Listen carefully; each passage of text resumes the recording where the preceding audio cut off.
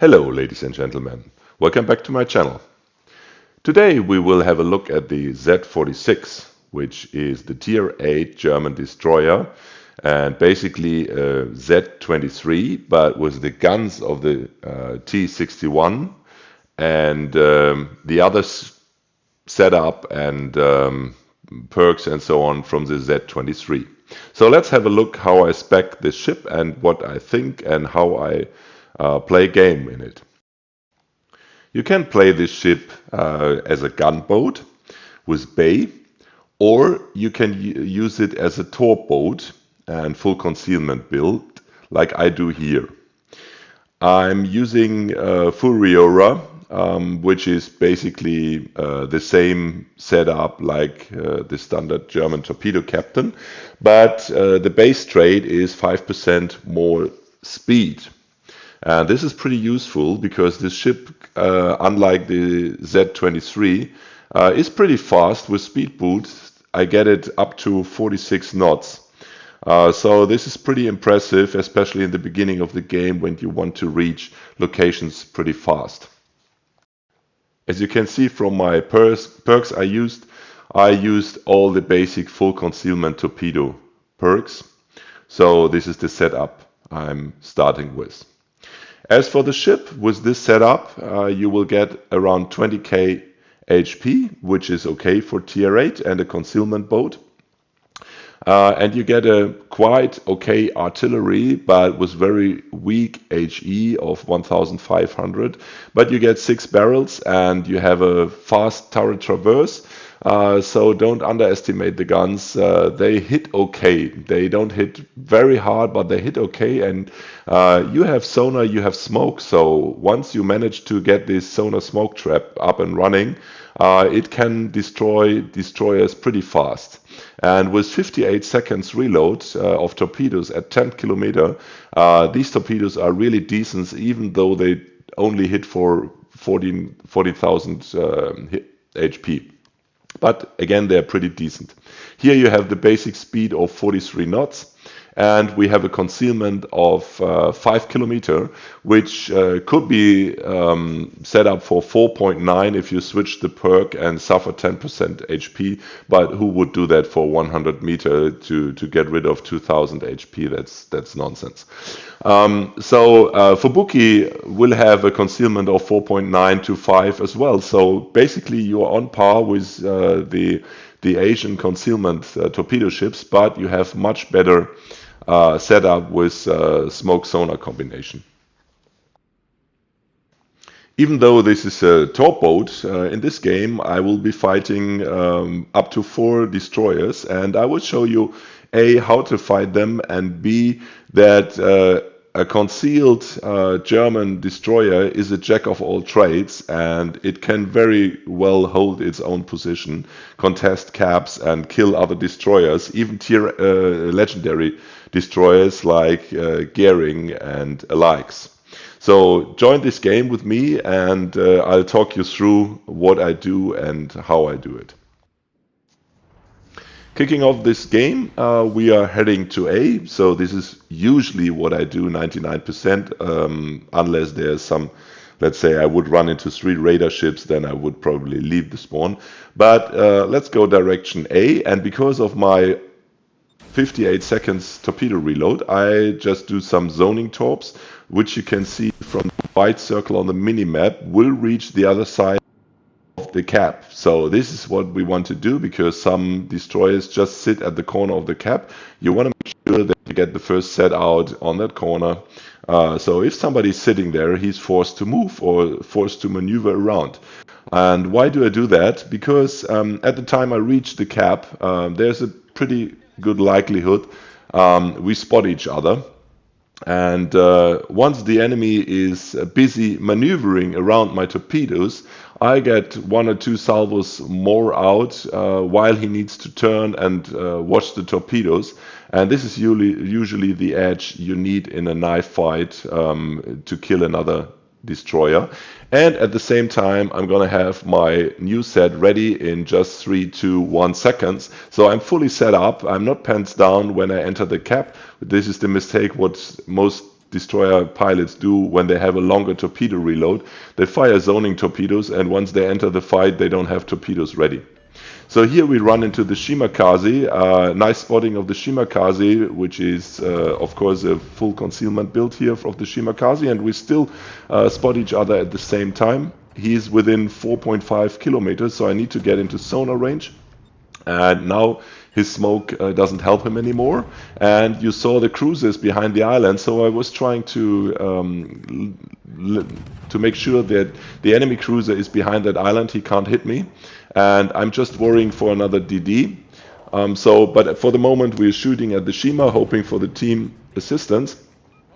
And we need to make sure that we dodge any incoming torpedoes, but due to our long-range sonar of 4.4 kilometers, we spot them early on, so they are not a threat. So now we see the gearing, and we are using the aim prediction of our torpedoes to make sure that we understand which direction he's probably going to.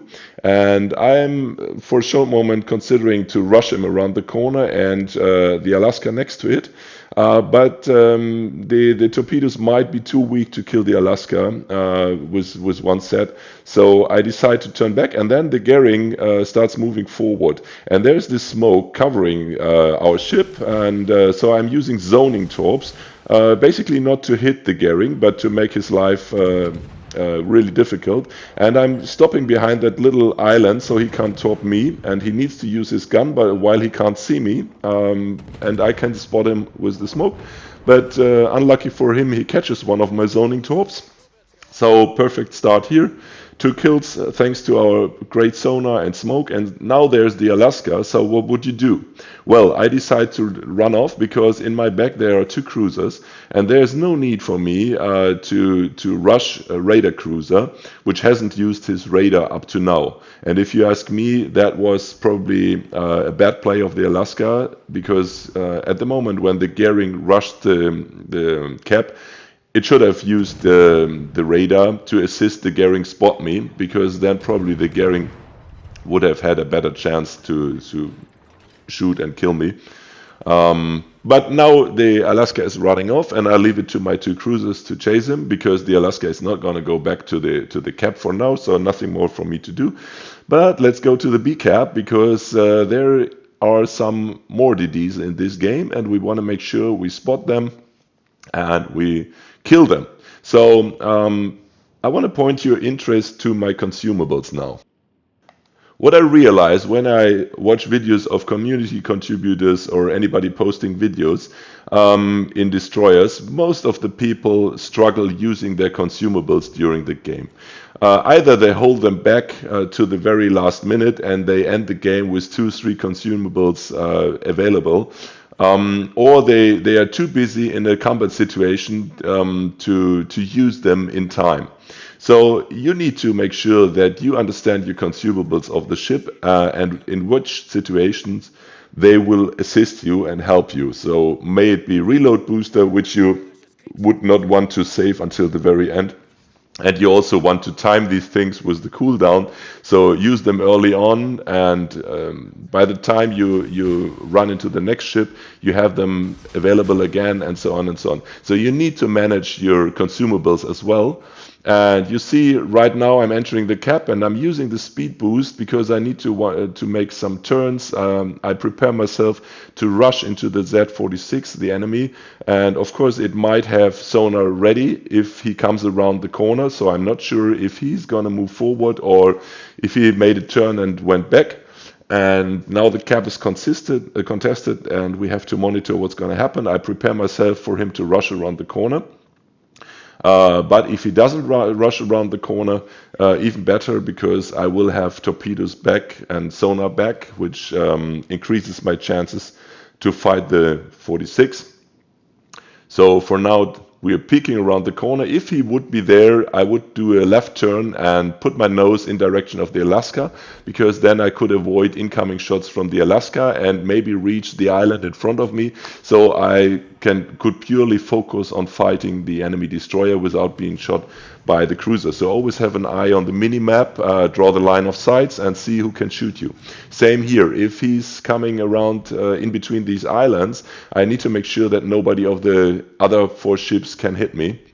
So that's why I'm staying behind that island, getting the cap and preparing myself to shoot at the destroyer while trying to figure which of the cruiser and battleships may probably catch some of my torpedoes.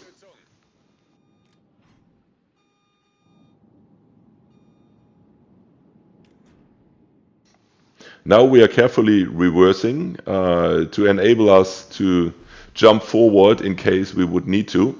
But somebody put a smoke there, and it could have been the Z-46, it could have been the Minotaur, it could have been the other cruiser which is around. So I don't know, and I have to be attentive because there's another radar cruiser around, and I don't want to show myself and give him the idea, oh, please use your radar because the DD is close by. And so that's why I'm carefully approaching the smoke and waiting for my torpedoes to come back, because with so many ships clustered around, it's a very good idea to just random torp smoke and whatever is there. And there's the destroyer, and now I made a little mistake. It took me 2 seconds too long to or let's say 5 seconds to go into forward. I laid down the smoke immediately, but I lost 5 seconds, so that's why he got a hit on me. And also I'm too far out now, and the radar can spot me. And unfortunately for me, I don't have sonar, but the Z-46 has. So bad luck for me. Yeah, I can manage with the sonar, but I cannot manage with the radar which showed up. So now this is a big advantage for the Z-46, which is basically a 1v1. But he does the mistake to pop out the smoke and we kill each other. Yeah, so basically that was the game. As you can see, Z-46, very fast torp, decent hitting, good guns, fast turret traverse, good smoke, good sonar, very good jack of all trades. So my recommendation is get the ship. It's a good tier 8 ship. Thanks for watching and see you out there. Bye bye.